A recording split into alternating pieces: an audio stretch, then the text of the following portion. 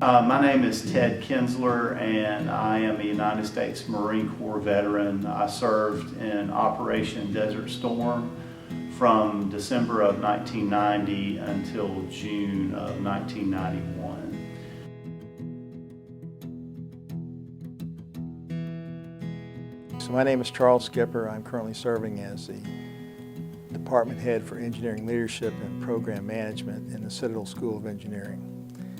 In June 1990, I was a Lieutenant Colonel. I just arrived at Camp Lejeune to take over command of the 8th Engineer Support Battalion. This was a great opportunity, one that every Marine aspires for, is to take command of a battalion. And shortly after I got there, within 3 weeks, Saddam Hussein had invaded Kuwait. And the Marine Corps' immediate response was to send forces out with the 4th Amphibious Brigade. My name is Wayne Putman. I was in the United States Air Force. I got out as a major after Desert Shield and Desert Storm, about a year after that actually. My squadron where I was during Desert Shield before that kicked off was Loring Air Force Base in Maine, Limestone, Maine, up at the very top of the state of Maine. We left there, well, everything started, Saddam Hussein invaded on August the 8th, I believe it was, of 1990, and by August the 12th, my entire squadron had moved to Diego Garcia. We flew out of there and moved the whole squadron to Diego. Diego is a Indian Ocean territory owned by the British. We landed there on this little tiny atoll, and if you look at it from the sky, it looks like a footprint. It's got a little skinny footprint with the little toe islands out there. It was a very rewarding experience. I had been in the military. I was about halfway through my career at that point, and I was a post-Vietnam veteran, so I never was in the Vietnam War. And so I was in a peacetime military for the most part, and we trained and we trained and we trained, and then all of a sudden we took all that training and we put it to use. And it was an unbelievable job. I don't think it was at the peak of what the military could have been at that time. We had just come through the Cold War era, and the Russians and the Berlin Wall had come down and the Russians pulled back. Soviet Union dissolved.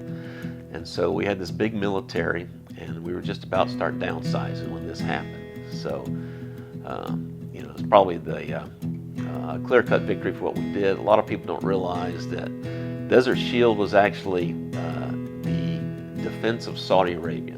There were some indicators that Saddam was going to come south and go into Saudi Arabia, take over the airfield or the oil fields. So Desert Shield was a defense of Saudi Arabia, and we did that, and we stopped Saddam, and we were there for a couple months in the desert. We continued to train and do things like that. While there, I was able to support some efforts in regard to the liberation of Kuwait. Some of the things that we did were support of light armored infantry and artillery raids, as well as preparing the ground assault into Kuwait to liberate Kuwait. One of the things that I remember most about my time during Operation Desert Storm was being in Kuwait City, and there's a picture that I carry around that I try to always look at, and it's funny how we look back on the events of our youth with a little more clarity, but I can look at that picture and it reminds me of that being the reason why we were there.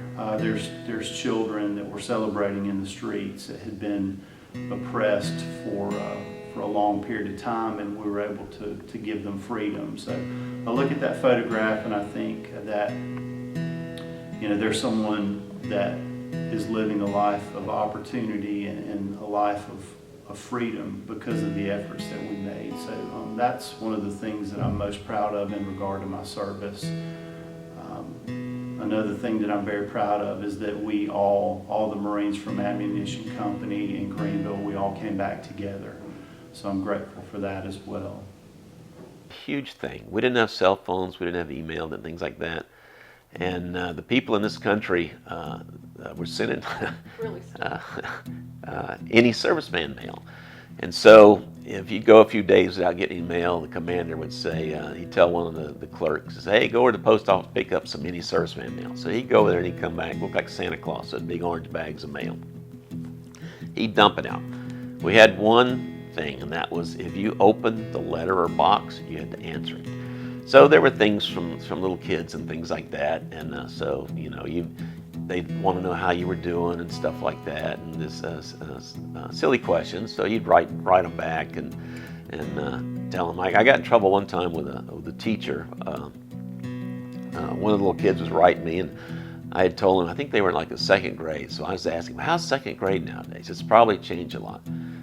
When I was in the second grade, the alphabet only went up to the letter L, and the numbers stopped at 7. Did it ever increase any? So then I get a letter back from the teacher. It says, Sergeant Hamlet, please do not tell the kids that the letters used to be much less and the numbers much lower. But yeah, it was a lot of people really cared about us over there, and that was one of the things that was made it easier on us.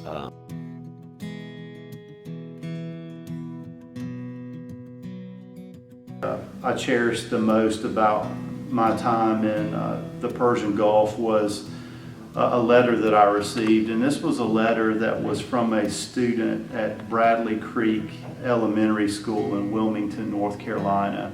And it was one of those any service person letters that the school children would send out just to support the troops. And I had been without any communication from home for a long period of time. It had been several months. So the first letter that I received was this letter from this student, and it was from the teacher explaining it as a school project. And I've been able to keep hold of the letter, and this is from a boy named Hiram. But it says, Dear Michael, my name is Hiram. How are you doing? I like to go fishing. Do you like to go fishing? And I just think that's the coolest thing in the world.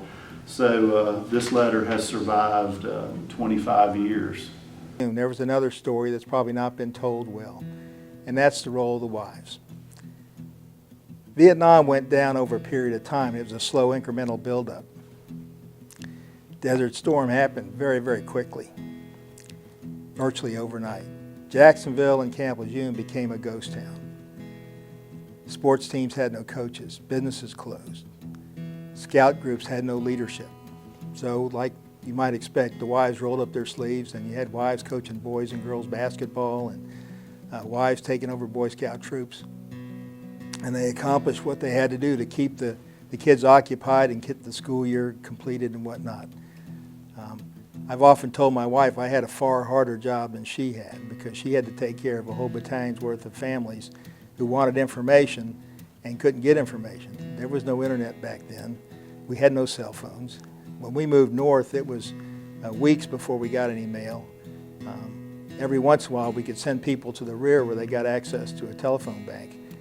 But it was really a different world than it is right now with instantaneous communications. And so the families that were back in the rear that had to take care of sick kids and pay problems and all that kind of stuff really performed a monumental task to keep things going and keep the morale up.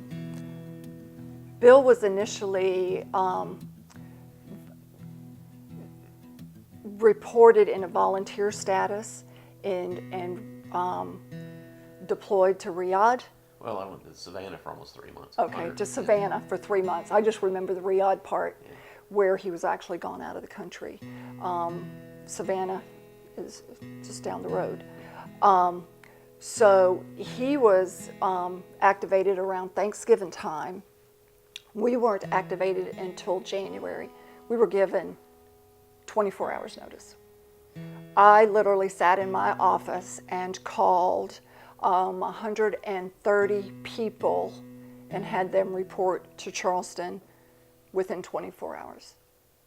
Bags and baggage ready to go. They did not know, we did not know what our requirement was going to be once they reported. Bill was deployed. I was activated. We were supporting the ASF 24 hours a day. Our son was in the second grade.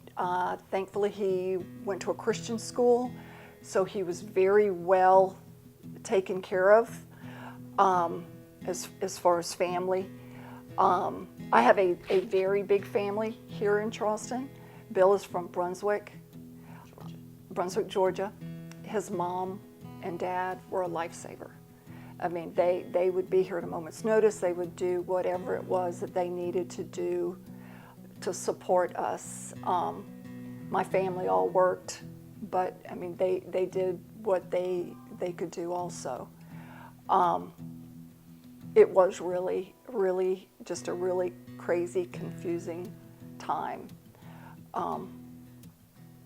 But we persevered, and at the end of 6 months, I was deactivated. Some of the other squadron members stayed on active duty based on the mission requirements. But then I got to come home and take care of my son. But I would say during that whole time, I probably didn't have one day off in 6 months. But I love my job. I am here to tell you, I love my job. Families, it was a great homecoming. Anybody who's ever been in combat knows what I'm talking about. It was great to be back home. On a personal level, I'm just, to this day, very humbled and honored. I took 1,258 people and brought them all home. I'm sorry.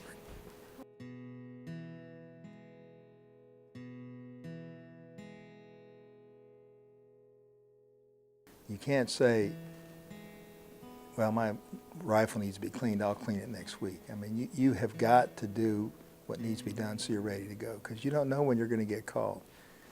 This is one operation I was involved in, but there were several other times when I went to the airfield and was standing there and for whatever reason we didn't go. So you never know when you're going to get called, so you got to be ready. The ones that are thinking about enlisting now, I would say absolutely still go in right now.